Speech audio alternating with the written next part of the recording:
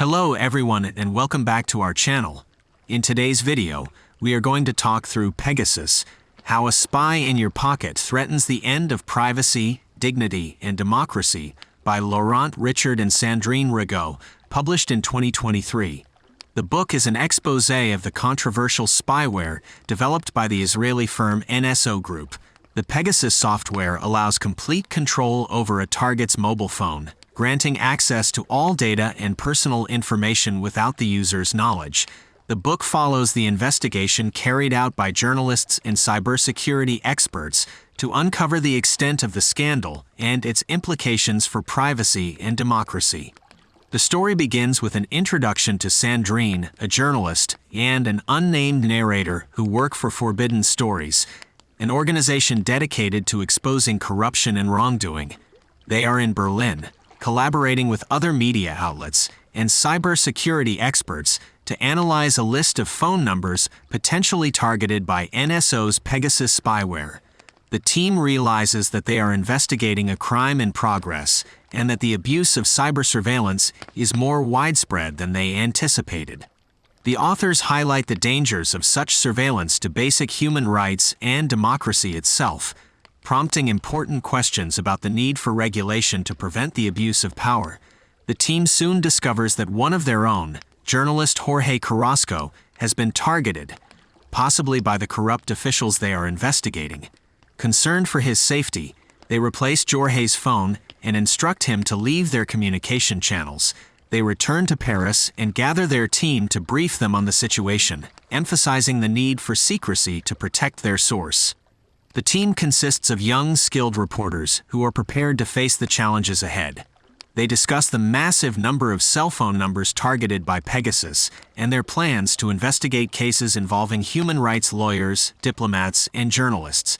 The authors share their own experiences with surveillance and threats to press freedom, recounting a dangerous encounter with the Azeri secret police while reporting on corruption in Azerbaijan.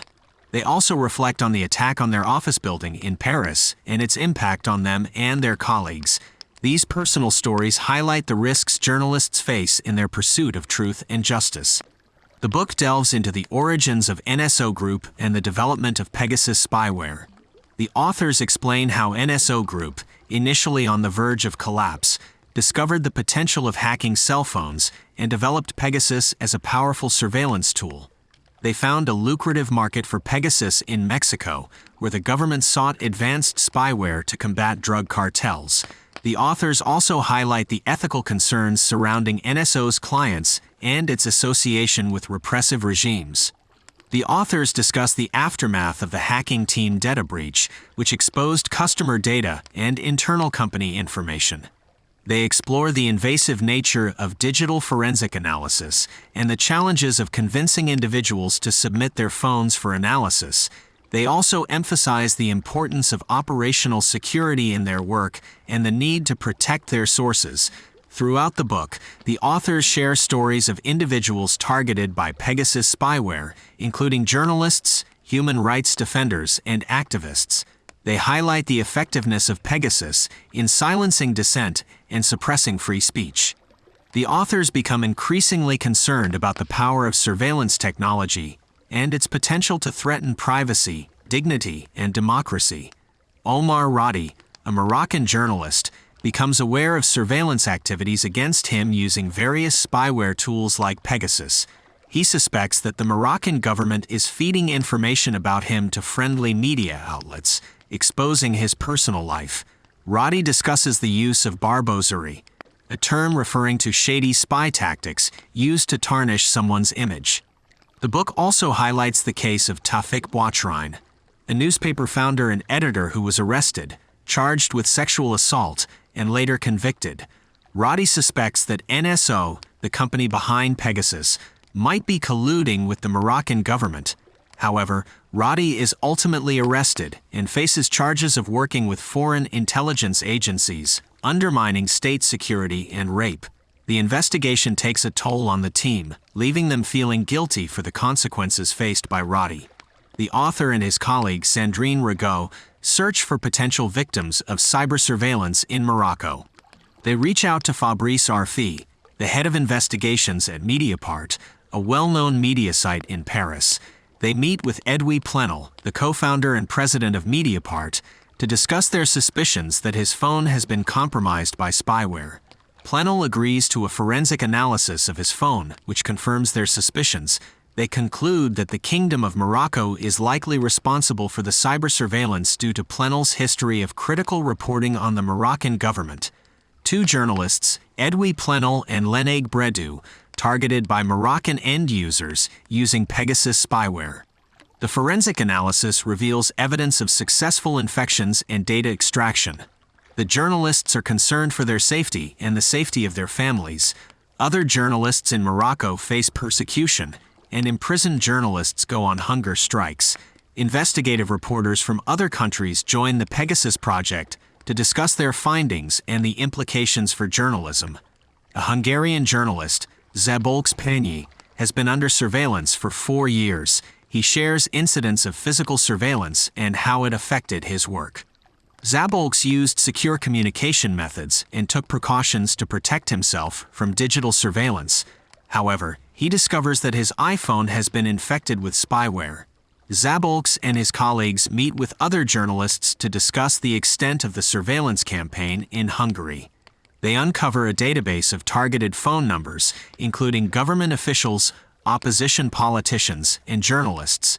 The team realizes that the surveillance is not limited to criminal investigations, but also targets those who are critical of the government. They discuss the implications for journalism and the need to protect sources. The team proceeds with forensic analysis on their phones and discovers infections on their devices. The book highlights the extent and sophistication of the surveillance and the implications for journalists and their sources. It also discusses the role of the security lab in identifying and analyzing malicious processes related to the Pegasus spyware. The researchers at the security lab discover traces of Pegasus attacks and patterns among Pegasus end users.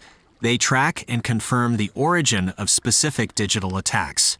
The book then delves into the technical aspects of the Pegasus system, including its complexity and the need for multiple exploits to bypass security measures. It reveals the cybersecurity talent and innovation in Israel, where NSO Group is based, attributing it to the country's historical vulnerability and the need to constantly anticipate and defend against threats.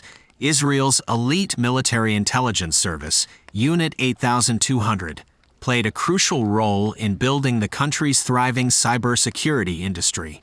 Unit 8200 worked tirelessly to gather intelligence and develop innovative technologies, leading to investments from major companies. NSO Group, a company specializing in offensive cyber surveillance technology, which operated in a gray area, selling their Pegasus system to governments with questionable human rights records. The Israeli government trusted NSO to use the technology responsibly, but concerns were raised about potential abuse. Despite controversies, the cybersecurity industry in Israel continued to thrive. The book also reveals that Pegasus spyware was used by the Saudi Arabian government to track journalist Jamal Khashoggi and individuals connected to him. The head of Amnesty International's security lab works to uncover evidence of Pegasus's involvement in Khashoggi's assassination. The book details efforts to analyze cell phone data and identify potential instances of Pegasus exploitation. Journalists gather in Paris to discuss the progress of the investigation and plan their next steps. The authors describe a meeting of partners involved in investigating the Pegasus project. The partners review the data they have obtained and discuss their findings. They focus on the digital forensics being conducted to confirm the presence of Pegasus on devices and discuss the need for peer review. The meeting concludes with discussions about future reporting and the timing of publication. Challenges faced in setting a publication date for the Pegasus project investigation are discussed. The issue of source protection weighs heavily on the decision-making process. The team faces legal challenges and pressure to delay publication. More reporters join the project, and new targets and patterns emerge. The countdown to publication begins, and the team becomes even more cautious about maintaining their security protocol. The authors introduce the findings of cybersecurity researchers regarding the NSO Group's use of Pegasus spyware on infected iPhones. They discover that the latest version of Pegasus attempts to remove traces of previous attacks. Researchers uncover new exploits and infections. They highlight the extent and sophistication of the surveillance and the implications for journalists and their sources. The partners involved in the Pegasus project decide to stagger the release of information to ensure that the more serious issues of mass surveillance are not overshadowed. The teams confirm the targeting of world leaders and establish guidelines to protect source safety and ensure accuracy in reporting. The book also mentions the involvement of Edward Snowden and the need for global regulation of the cybersurveillance industry. The book discusses the precautions taken by Amnesty International before notifying NSO Group of their investigation. The team relocates to undisclosed safe houses to ensure their safety. They send a letter to NSO, which denies the allegations and accuses them of relying on uncorroborated information. The team faces challenges and begins finalizing their stories for publication. The authors also describe the aftermath of the Pegasus project investigation. The journalists face opposition from NSO, who deny any misuse of their software. The investigation has real-world consequences, including arrests and defamation suits. The book showcases the dedication of the journalists and the ongoing challenges they face in exposing surveillance and protecting press freedom. It discusses the impact of the Pegasus project investigation on various countries and individuals involved. The French government and prosecutors seek access to the list of targeted phone numbers. Journalists continue to uncover confirmations of Pegasus attacks. Apple takes action to protect its users, and the U.S. government blacklists NSO. The industry of cyber surveillance remains largely unregulated. In conclusion, Pegasus: How a Spy in Your Pocket Threatens the End of Privacy, Dignity, and Democracy is an investigative book that exposes the surveillance capabilities of the Pegasus spyware developed by NSO Group. The book highlights the targeting of journalists, activists, and government officials, as well as the implications for press freedom and democracy. It sheds light on the challenges faced by the investigative team and the ongoing battle to expose surveillance and protect privacy. The book emphasizes the need for global regulation and accountability in the cybersurveillance industry. Thank you so much for watching this video. Your support means the world to us. If you enjoyed it, don't forget to give it a thumbs up and share it with your friends. We'll see you in the next video.